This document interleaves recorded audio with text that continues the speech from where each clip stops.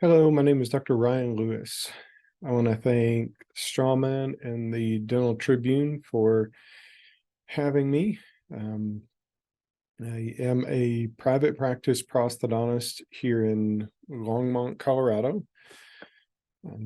I graduated from the University of Louisville Dental School, worked as a general dentist in Southern Indiana for a year, and then went back and did my postgraduate training in prosthodontics at the University of Louisville as well.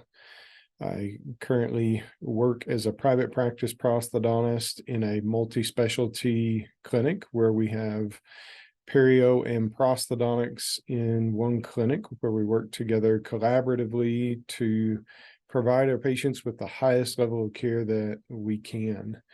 And tonight, what we're going to talk about is one of the ways that we work together collaboratively to achieve that. And through this collaborative environment, we are able to plan and execute dental implant surgeries in a way that has provided us with the best long-term peri-implant stability that we have ever seen. And one of the key aspects of that is digital planning. So we know before we ever go to surgery what needs to be done to achieve that stability. So tonight we're going to go through all the aspects of that and how we achieve that. So we'll go through digital planning for biologic stability, the simplicity of the tissue level, because the tissue level, as far as implants go, is a big part of how we achieve this stability. Single tooth digital planning, full arch digital planning, and then a concept that I really like called the hybrid overdenture. So first, we'll go through digital planning for biologic stability.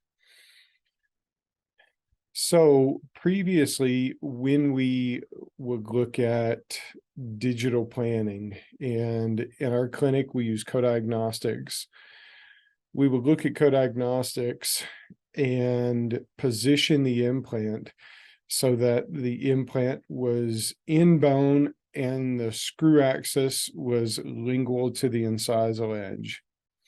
Now, when we look at co-diagnostics, there's so many things that we're looking at that are much more involved than just getting the implant in bone and ensuring the screw axis is lingual to the incisal edge. And I would say now, more often than not, the screw axis is not lingual to the incisal edge.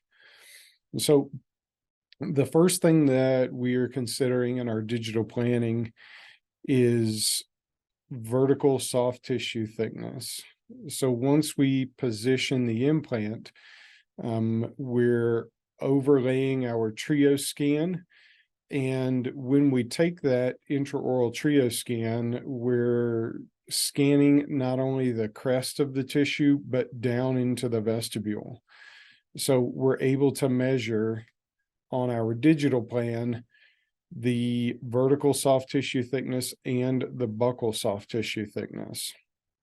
And what we're trying to achieve based upon the work done by Linkovichu is a minimum of 3.5 millimeters of tissue thickness. And this is one of the reasons why we're utilizing the tissue level or the TLX more and more. The tissue level has a polished collar, and the standard plus is 1.8, the standard is 2.8. Previously, we were using the standard plus with the shorter collar. Now we have switched and we're going back to the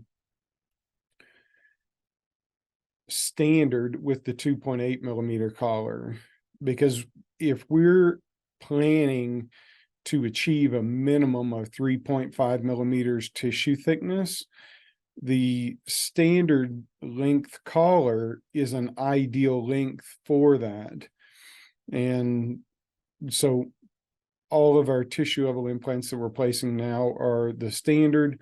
And we're utilizing that implant in probably 75% of our indications, anywhere that we're not in the aesthetic zone. So the only time we're really using the bone level for a single tooth or 3-unit bridge is usually tooth 4 or 5 to 12 or 13, depending upon the patient and the aesthetic zone.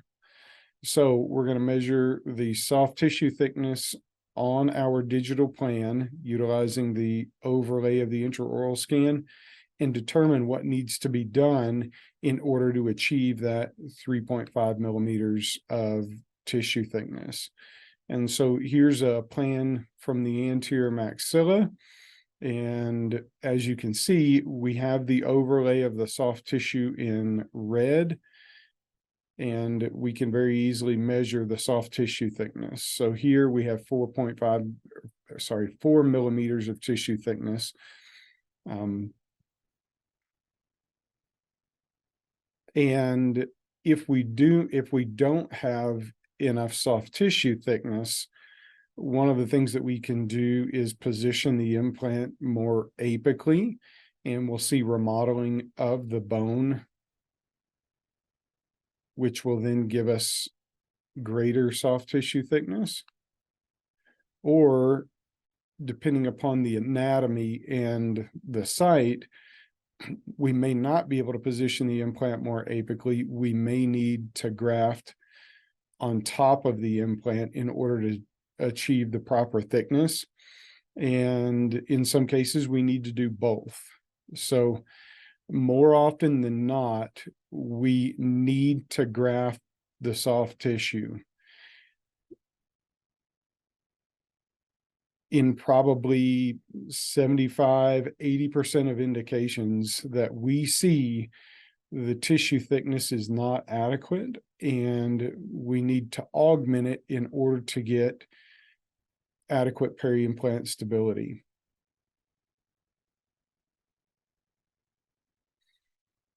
So the next thing that we look at is the one abutment, one time concept. And this is another reason why we're utilizing the tissue level implant.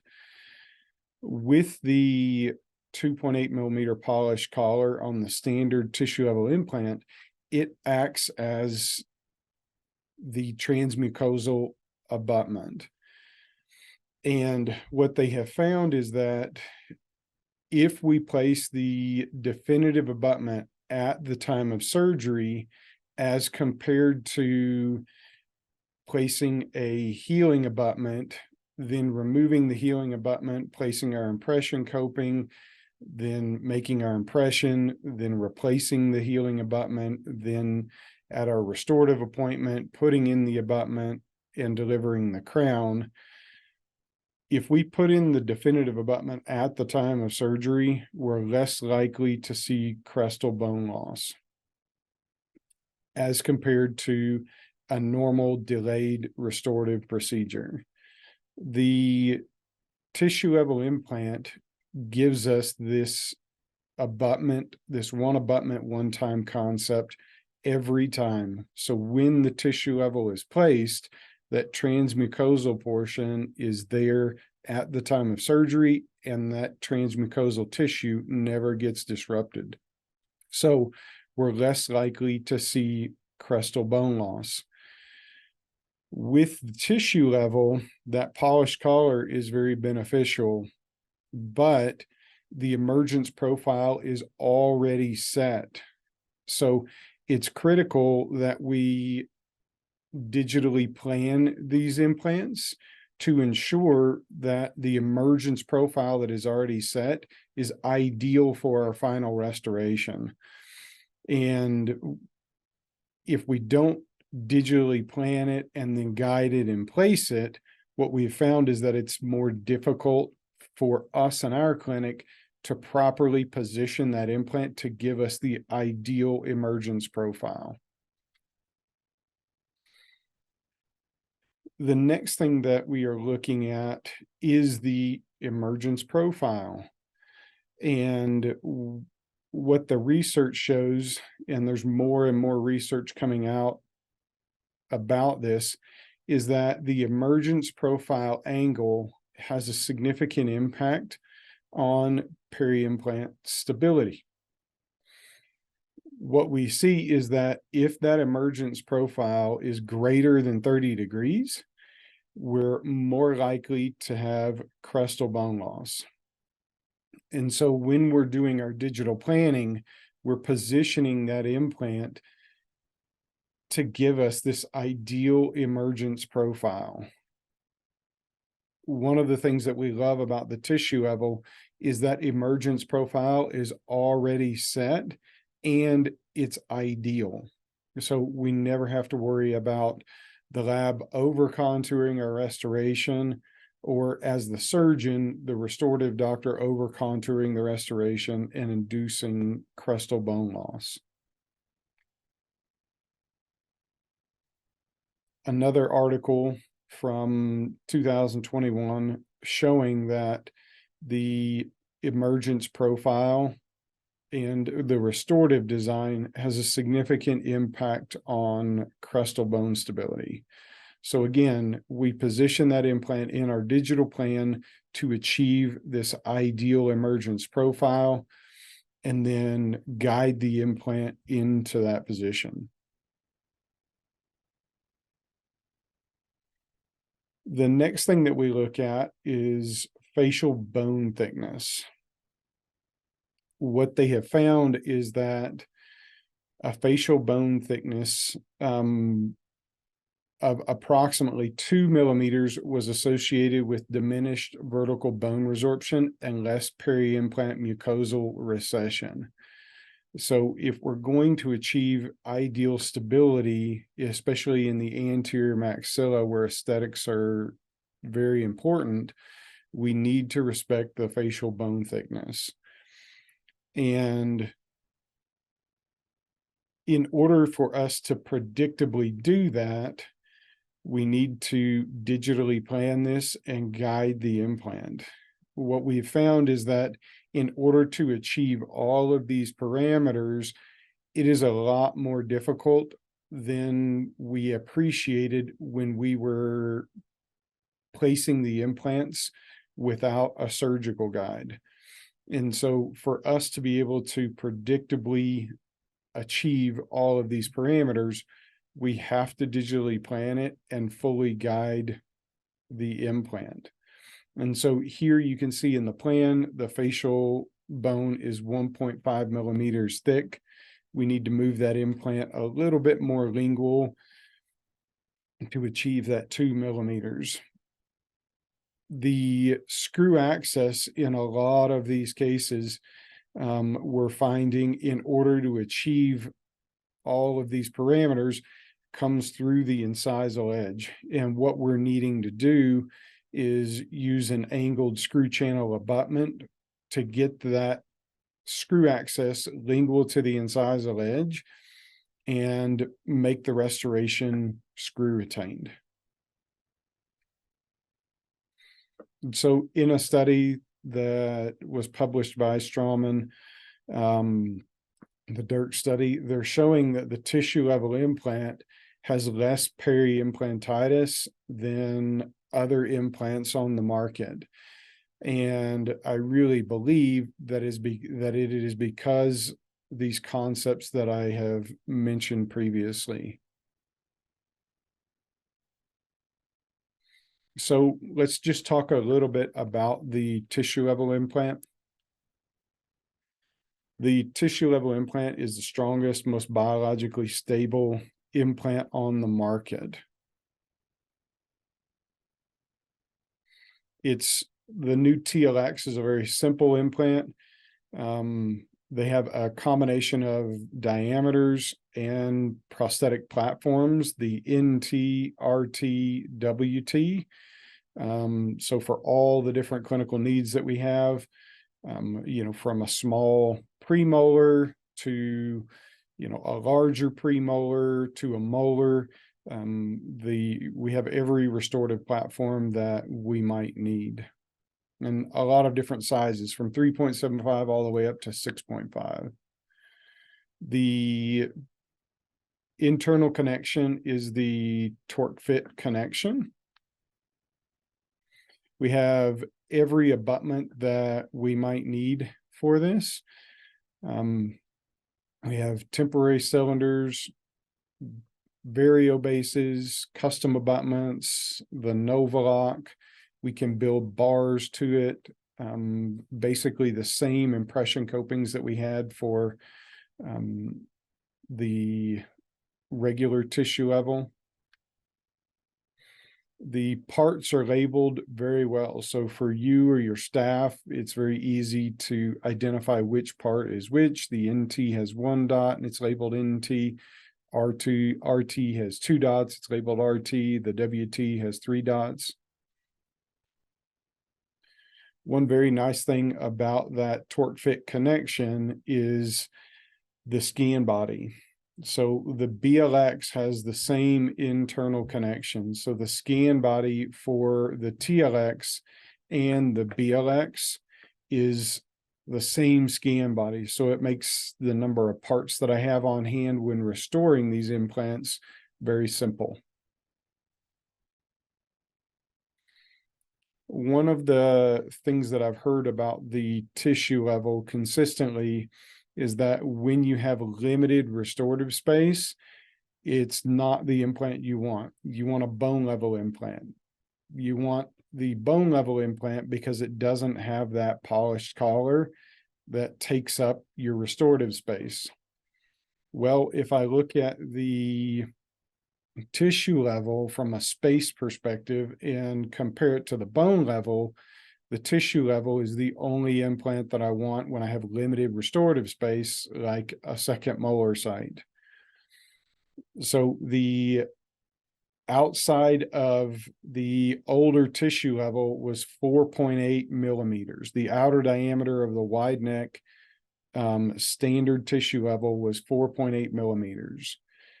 If we look at a standard plus, the collar is 1.8 millimeters tall. It goes from 4.8 to 6.5 in 1.8 millimeters. So we're able to get out to a really nice platform size for a molar in 1.8 millimeters. If we compare that to the old RC bone level, a custom abutment doesn't start to get milled or designed until it's 1 millimeter up from the connection. The internal aspect of that implant is approximately 3.5. So if we look at the bone level, we now have 0.8 millimeters to go from approximately 3.5, maybe 3.7 to 6.5. We are very quickly violating that 30-degree emergence profile angle and putting ourselves at risk for crestal bone loss if we're utilizing a bone level implant to get to the same platform size as we have with the tissue level. So in a second molar site where it's difficult to clean, we have minimal restorative space, the tissue level implant is the only implant that I can justify using in almost every situation. It's the most stable implant, and in minimal restorative space has the greatest advantage. And so here's a patient that I saw in my practice with horrible restorative margins that I did not do, that were placed according to the patient 15 plus years ago, and the crestal bone is still very stable. We have very stable bone levels and peri-implant tissue, and it's because of the tissue level implant. It's just very, very rare where I see crestal bone loss and problems around the tissue level implant. So for locators, it's the only implant that I use.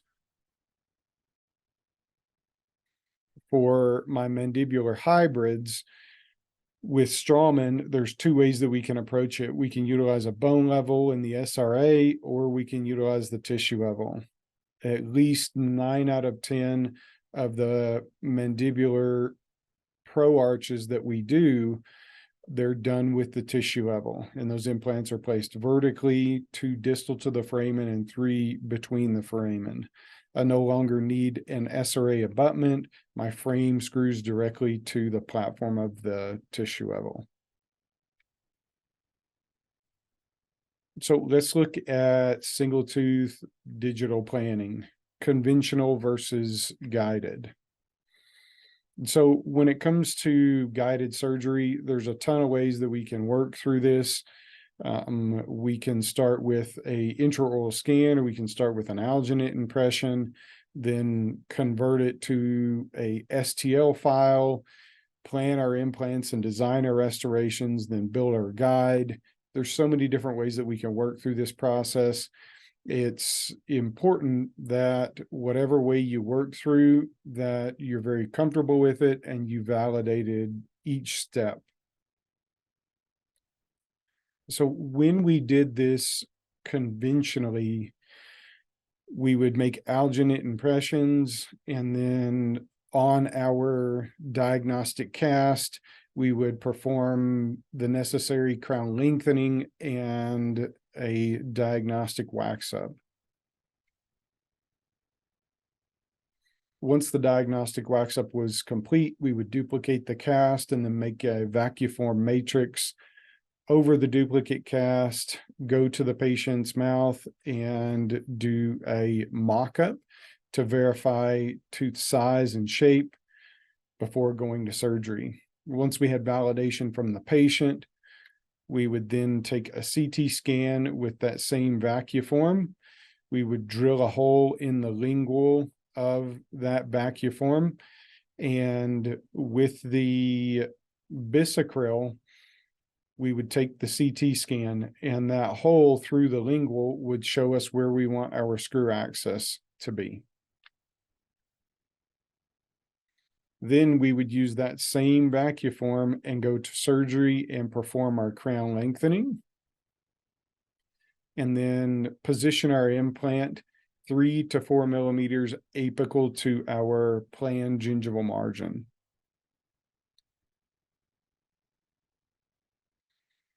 And so we can achieve good results doing things freehand with an analog surgical guide, but it becomes difficult to predict how much soft tissue augmentation is needed, where specifically the soft tissue augmentation is needed.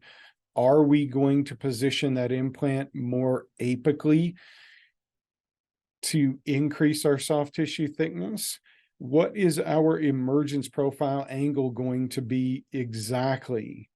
How deep do we need to position that implant to get the emergence profile angle that we need?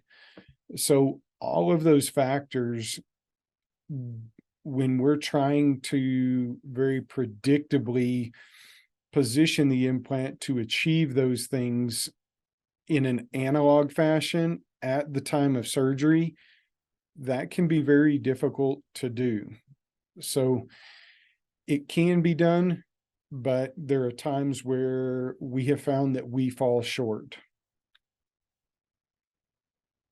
So this is a patient that presented to me with root fracture of 8 and 9 in the coronal third of the root. The teeth were determined to be non-restorable and have a hopeless long-term prognosis. And so we recommended to extract 8 and 9. And here we are with our digital plan after 8 and 9 have been extracted and 1 round of connective tissue grafting was completed at the time of extraction. What I can now do is overlay the pre-surgical STL file onto our post-surgical STL file. The patient has told me that she wants to look the same as she did before. She wants the teeth and soft tissue to appear the same. And so this is a very good way for us to determine where she was at before surgery and where she is at now that the teeth have been extracted, and what we need to do to not only aesthetically get her back to where she was, but to achieve long-term peri-implant stability. And so here it is in a slightly different view. And we can look at it from an occlusal view and now begin to get an appreciation as to the deficiency that is now present buccal 2, 8, and 9. So now if we look at it in a cross-sectional view, we can begin to measure the buccal bone thickness, measure our soft tissue thickness, and look at where the patient was before surgery, which is the yellow or green line, and where the patient is after surgery, the red line. And so if I'm going to tell my surgeon, this is where you need to augment the soft tissue, I can very precisely tell the surgeon in this specific area with this tissue thickness, this is what you need to do to get her back to where she was. So not only are we looking at it from a peri-implant tissue stability perspective, but aesthetically, we're showing the surgeon exactly where the grafting needs to occur. Now we can look at our emergence profile. So with this facial bone thickness, with the gingival margin being in this position, this is what our emergence profile is going to look like. So if we look at from the implant up to our gingival margin, we are well within the parameters of 30 degrees for our emergence profile. We should be safe. One of the things that I really love about co-diagnostics and placing Straumann implants is we can choose the abutment in the software before we ever go to surgery. So I know with a variobase that has a 2 millimeter tall gingival height, it's going to give me this emergence profile. So again, this is the shape that we are trying to achieve.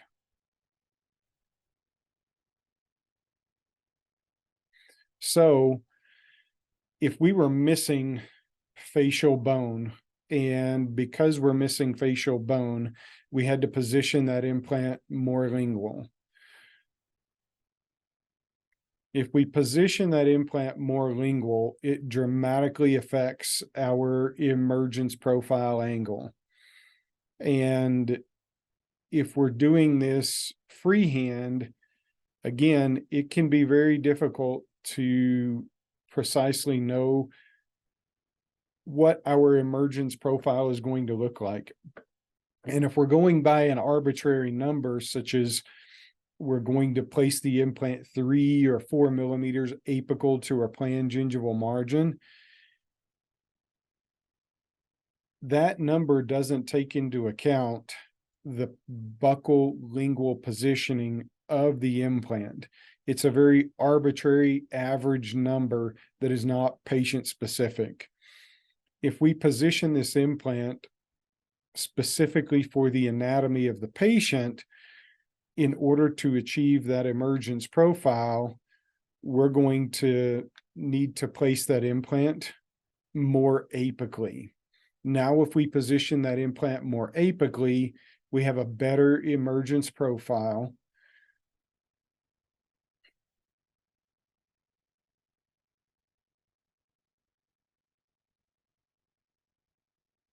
But at some point, we're going to begin to induce recession on our adjacent teeth. So at some point, we need to look at augmenting the buccal bone in order to be able to achieve the proper emergence profile and reduce the risk for recession on our adjacent teeth. So determining this exact emergence profile freehand, again, can be very challenging, if not impossible. And so here are our implants positioned and our bone segmented in blue. Here are the implants placed. And then at the time of surgery, we delivered 2 custom healing abutments. And so here are 2 implants that were placed by a surgeon in my area. And this was done fully guided with a digital wax up. And the patient was sent to me by a very good restorative doctor in my area. And I knew that something wasn't right when this restorative doctor was sending me a patient with implants that were already placed in the site 7 and 10 for me to restore. So when the patient got to my office, I quickly realized what the problem was. And so this is implant number 10. Here is the screw head. So there's 2 things that we can't fix with implants. We can't fix an implant that is too shallow. We can't fix an implant that is too buccal. Unfortunately, number 10 is both, and number 7 was too shallow. So on my iPhone, I drew this and sent it back to the surgeon and told him, your number 7 implant is 3 millimeters too shallow. Your number 10 implant is too buccal and too shallow. How did we end up in this position? He said, well, when the orthodontics were finished on this 18-year-old patient, the apex of 8 and 9 were positioned outside of the bony housing. And in order to augment the site, I was worried that if I released the periosteum over 8 and 9, I was going to devitalize the teeth. So we did a CT scan, digitally planned the implants. We found that 7 and 10 3.0 Astra implants could be placed in bone. So we did a digital wax up, fabricated a fully guided stent, and placed the implants. So here are my provisional restorations delivered. Here they are after 7 months of contouring the tissue. I told the parents of this patient, these implants are likely not going to be stable. Within the next 5 years, you will likely come back to me and say that the gray from the implants is showing and the situation is unaesthetic, and you want it fixed. You have the option of moving forward and restoring these implants, or taking them out and positioning new implants in the proper position. We will likely do endodontic therapy on 8 and 9 before we augment the site, and then come back and position implants properly for these restorations. The parents chose to move forward with the restoration of these 2 implants, which was very early in my career. I don't think that I would give them that option again, because when this patient comes back and she has the collar of the implant showing, it's going to be so much more difficult for me to fix than had I strongly suggested that they go ahead and take the implants out at that time. If we take the implants out at that time, our vertical bone is still in a good position for us to get a predictable long-term outcome of our augmentation and replacement of that implant. So as you can see, the emergence profile here is horrible. Our buccal bone thickness is inadequate. Long-term, these implants are not going to be stable, unfortunately.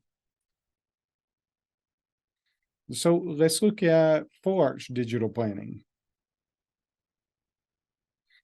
So there's several ways that we can go about planning full arch surgeries. And we need to take into consideration the same parameters for a single tooth as we do for a full arch. The first way that we can do it is just with our typical analog planning. If we know where the tooth was before we made the denture, where we position the tooth after we fabricated our interim denture,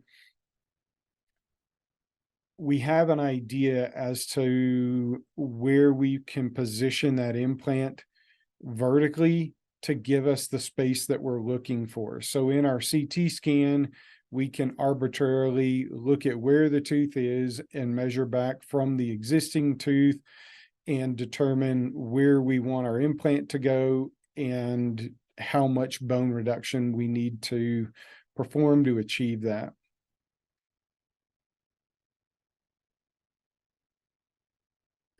The next way that we can do that is with the patient's existing denture.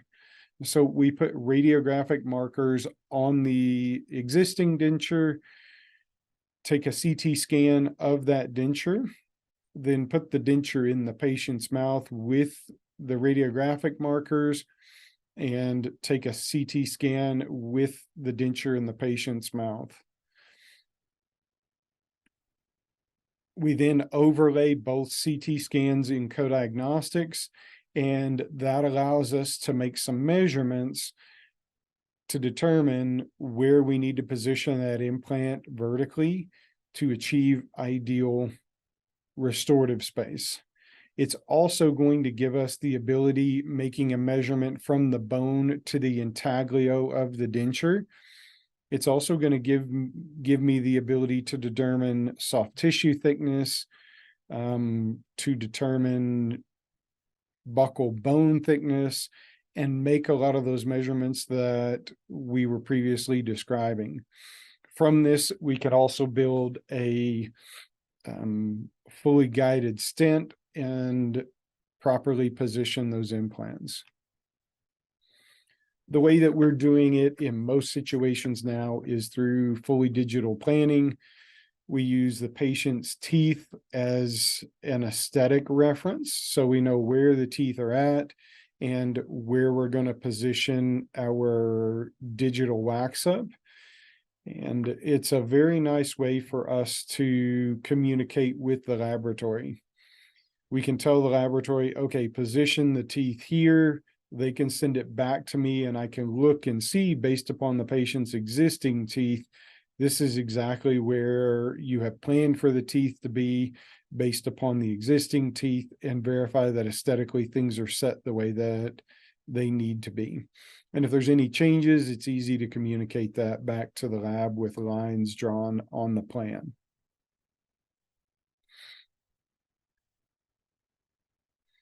And so now that we have our data, we need to plan the implants. And so if we take a CT scan and start measuring the bone, we can see that below the sinus, we have 10 millimeters of space. Between the sinuses and the anterior maxilla, we have 20 millimeters of space. Lots of space for implants. We can position the implants to fully support our first molar.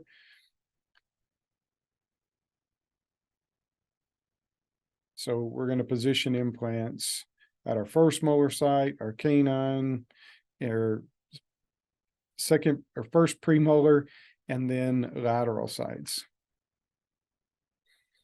The thing that we didn't consider in that plan is the position of our teeth. So with that implant in that position, we now only have 9 millimeters of space. With 9 millimeters of space, we're at risk for fracture of our prosthetic. So if we consider putting our SRA on top of that. Now our emergence profile from the SRA out to our tooth is not ideal. So if we're going to achieve the proper restorative space, we're going to need to reduce the bone.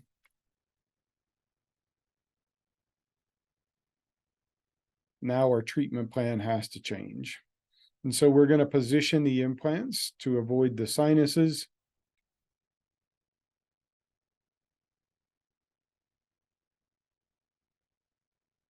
Now we have proper restorative space.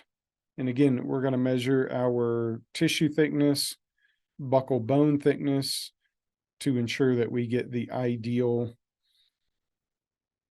result.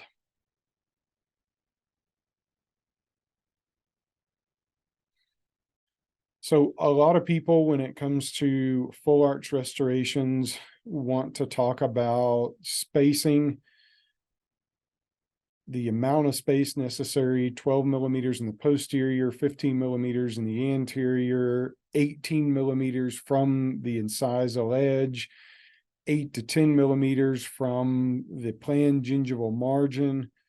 Again, we're not that concerned about these numbers. We're more concerned about the function of the restoration, our emergence profile, buccal bone thickness, soft tissue thickness, and ensuring that we're going to have ideal peri-implant stability as well as function of our restoration. And so here is a plan that was sent to me by a very well-known company that you send them all of your information. They will do the diagnostic wax up, plan the implants, and send it back to you. If we look at this, this is the implant in site number 7. That implant is positioned vertically with a straight abutment. One of the things that we have to consider is from that SRA abutment out to the neck of the tooth, our emergence profile angle. We also have to consider we need to measure our buccal bone thickness and our soft tissue thickness, but our emergence profile angle is going to be critical for the function of the restoration. We want that angle to be about 45 degrees. If it's at 45 degrees, the patient is going to have good visual access to clean it. So their hygiene will be acceptable, and their lip will be able to translate normally up and down the restoration. So we're going to be able to have better function when the patient laughs and smiles. If we reposition that tooth, if the cervical of that tooth needs to be moved more buccal, if that tooth needs to be rotated, it's again going to affect our emergence profile.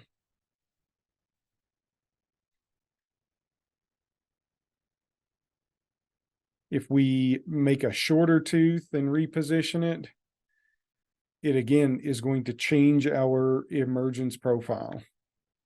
If we tip the tooth lingually, it's actually going to make our emergence profile better. So with our digital plan, we can precisely control how this restoration is going to function as long as we have a very accurate diagnostic wax up. The diagnostic wax up is critical in positioning the implant so that long term we achieve peri-implant stability and ideal function of the restoration. So now the way that we are positioning the implant is to follow the maxilla, and we're utilizing a 17-degree abutment. That 17-degree abutment and rotating the implant is going to give us a better emergence profile with the same vertical reduction. Here you can see we need to move that implant just slightly more lingual to achieve the 2 millimeters of buccal bone thickness. But our emergence profile and function of the restoration is going to be a lot better in this position than when we position that implant straight with a straight SRA abutment. So in the posterior, we're going to position that implant still to give us the emergence profile that we need. Some patients, if they've had missing posterior teeth for an extended period of time, will have horizontal atrophy, especially in the maxilla. When we get horizontal atrophy in the maxilla, in order to get our restoration out to a normal occlusion where we have normal horizontal overlap, we can end up with a large buccal cantilever. If that's the case, we need to position that implant deeper to allow for that buccal cantilever. In most cases, if we measure from the implant down to the occlusal plane, I shoot for 15 millimeters of space. 15 millimeters of space gives me the ability to do whatever it is that we need to do, whether it's zirconia or an overdenture hybrid, or a regular hybrid, or if at the time of surgery, we position the implants 2 millimeters more coronal than had planned. We have some wiggle room to still be able to fabricate a ideal final restoration. In the anterior, we're measuring 13 millimeters from the implant down to the cingulum of the tooth.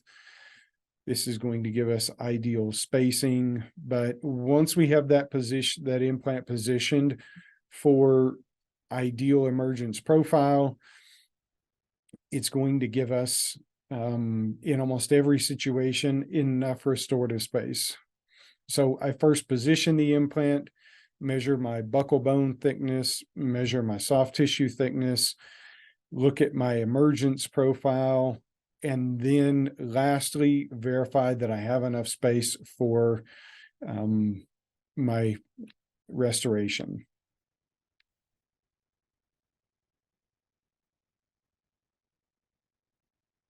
So with a traditional surgery, we would have a lot of different parts on hand, just in case. We would go to surgery, and again, in our surgeries, we would have a duplicate denture with the flange cut off to our gingival margin. We would reduce the bone 8 to 10 millimeters from our planned gingival margin, and then place our implants lingual to the incisal edge. And again, it's very difficult to determine the emergence profile angle, our soft tissue thickness, all of those things when we're doing this freehand at the time of surgery. So once the implants were placed, we would then convert the denture. Always verify your VDO. So the difficulties with a freehand surgery, chairside conversions can be difficult, time consuming. The results can be far from perfect.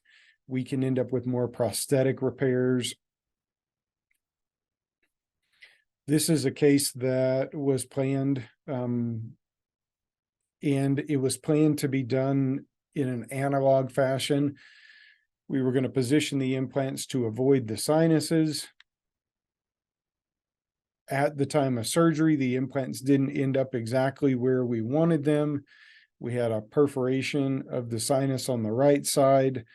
We didn't get adequate stability, so our provisional restoration ended up shorter than ideal. Luckily, aesthetically, the patient wasn't very demanding. But more importantly, the emergence profile of this restoration from the SRA out to the tooth is far from ideal. It's going to be very difficult for the patient to clean this, which is potentially going to lead to crestal bone loss long term. We have minimal thickness of our restoration, which is going to lead to fracture of the provisional prosthetic and potentially complications with the definitive prosthetic. So with guided surgery, we get better implant placement with regards to the restoration and peri-implant stability. It's more efficient and quicker. We have less parts that are necessary, less cost, and a better provisional restoration. So with guided surgery, it's critical that we take very good diagnostic photographs.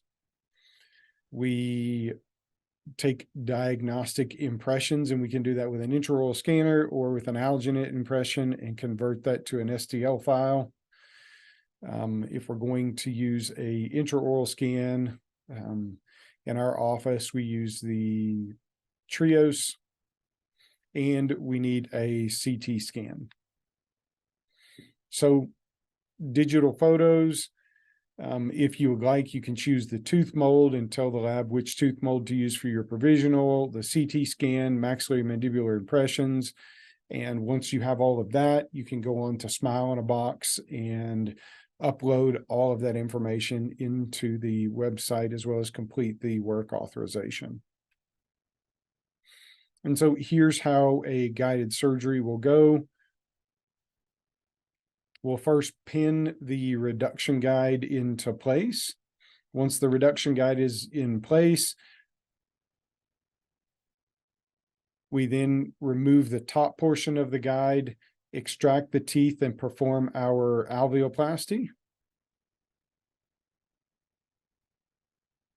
Once our alveoplasty is complete, we'll then seat the implant guide on our reduction guide and place our implants.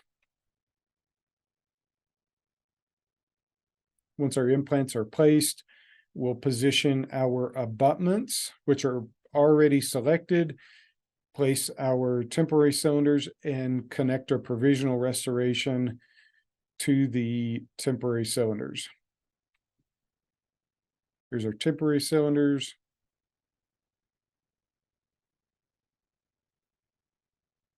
And I'll typically connect that with QuickUp. Very good product, very predictable. And so here are our implants positioned. And here's our provisional restoration. So as you can see, we have a very good emergence profile. Our patient is going to have good access to be able to clean that. And here is a case that we have recently completed with TLX. So we're going to take our diagnostic photos, our CT scan, and upload our CT scan and intraoral scan into Co-Diagnostics. Once we have that information uploaded into Co-Diagnostics, I then share it with Smile in a Box, or like I said, you can upload it to the Smile in a Box website. I can validate the wax up directly in Co-Diagnostics. Smile in a Box will send it back to me. Once I've validated my wax up, we can then finalize our implant position. And so on the maxilla, we have 4 BLX implants. On the mandible, we have 5 TLX implants. And we'll typically place those all vertical, 2 distal to the foramen and 3 between the foramen. With the tissue levels distal to the foramen, because of the anatomy, you'll typically see the implants tipped lingually. but we can verify that the screw access is coming out of the occlusal surface of our restoration, and we can measure the angle between those implants. We want that angle to be less than 24 degrees for us to be able to mill our bar to it. Right now, we don't have angled screw channel bar for the TLX. Hopefully that will come in the future. So we do need to verify that our screw access is appropriate for our restoration. In co-diagnostics, it'll give us the exact angle between our implants. Here we can see our greatest divergence on our mandibular implants is 13.8 degrees, so we can mill our bar to this plan. Once we have our implants positioned, we can now begin to design our surgical guides. Here's our reduction guides, our drill guide, our provisionals, and our custom tray and verification jigs. Because we know exactly where the implants are going to go, if you would like, they can design your custom tray and verification jig. So the day that you are ready to restore the implants, you can make your master impressions. No longer need preliminary impressions. And here are our provisional restorations delivered 1 week after surgery. And as you can see, we have very accurate positioning of our diagnostic wax up and teeth. The patient told me that he wanted to look like he did when he was younger. And so we took a photograph of how he looked before when he was about 25, and designed that digital wax up to look like he did when he was 25. And he was very, very happy with the result. So another thing that we're doing here to give us the best biologic stability that we can is a concept called the hybrid overdenture. And so here's our traditional metal acrylic hybrid restoration. It has a titanium bar with acrylic teeth and acrylic wrapped around the restoration. So the type of restoration that we typically utilize in our practice is called the hybrid overdenture. It looks exactly like a normal screw retained hybrid, except it's removable. So we've taken the concept of the bar overdenture and basically cut the flanges off of it and contoured it so that it looks exactly like a normal hybrid. The amount of tissue coverage is the same as a traditional hybrid. So the restoration goes right past the bar and seats against the tissue. So just enough to seal the restoration around the bar. It's typically retained by 4 locator or Novalock abutments. So the type of patients that we really want to avoid putting a hybrid in are our parafunctional patients, are patients who have a lack of hygiene, patients with a severe malocclusion, or patients with a gummy smile. The hybrid overdenture makes it much easier for me to deal with all of these situations. What I find in my practice is that most men in their 50s and 60s will not properly clean a traditional metal acrylic hybrid. They aren't willing to floss underneath it, no matter how many times I tell them they're not doing a good enough job. They just won't do it. So the hybrid overdenture makes it easier on them. They have easier access to clean it, better visualization, And what I have found in doing recall in these patients in my practice, they have less peri-implant mucositis, and there is literature out there to support that. So just from a biologic stability perspective, I think we're going to see better biologic stability with the hybrid overdenture, less peri-implant mucositis, less likely to have crestal bone loss long term. And this is what it looks like. It has a primary bar that screws directly to the SRA or to the tissue level. And then as a split file, a secondary frame that is designed and milled so the two fit together very intimately. There's metal to metal contact there. So when the patient chews or functions, there's really no difference between this and a traditional hybrid. We can vary the level of retention to give the patient as much retention as they are comfortable with. So I've fabricated these for 50-year-old men that are very strong, that want it to stay in very tight, to 85-year-old ladies that have very weak hands, very poor dexterity. And we can vary that level of retention with 4 locators to give them the stability that they would like. Here it is being fabricated. This is a restoration that was fabricated by a wonderful technician. His name's Bart Hyde out of Fallon, Nevada, with Hyde Dental Prosthetics. Here's the wax up on top of our frame.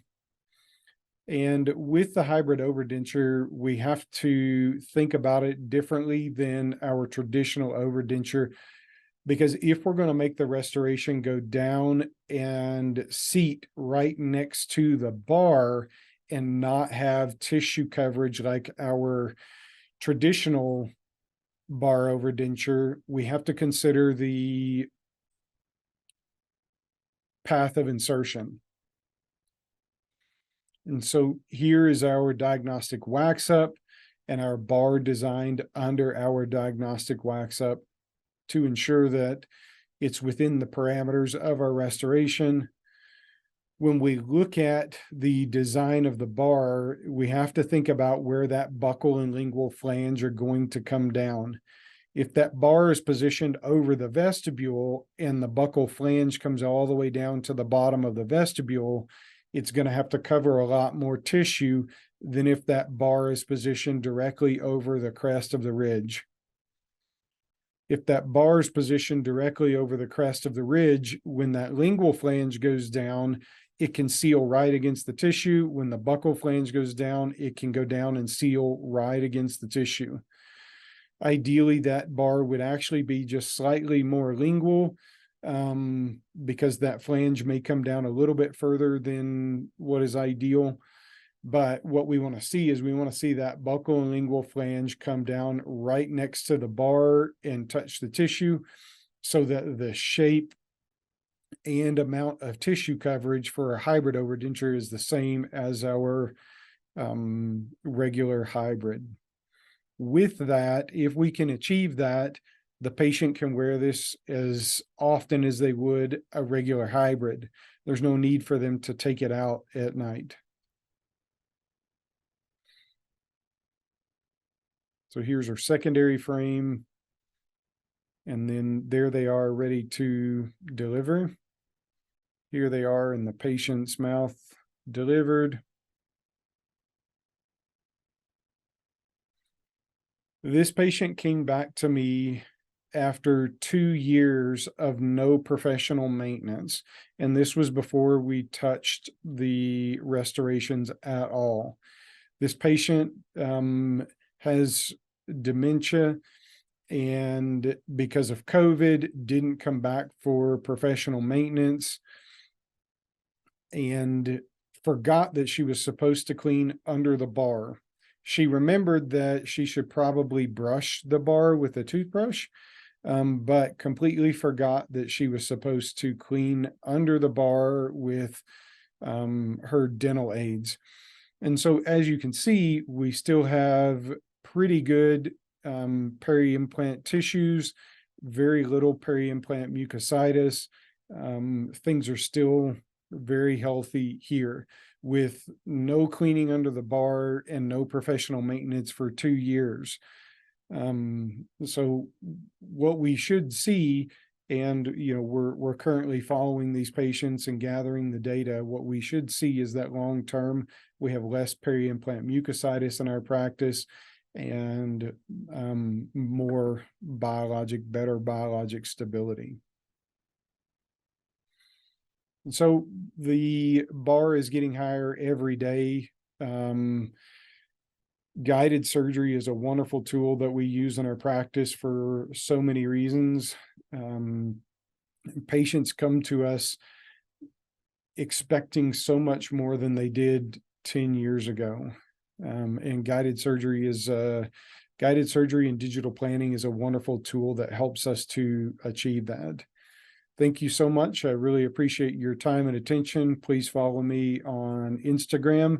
If you ever have any questions, don't hesitate to reach out. Thank you.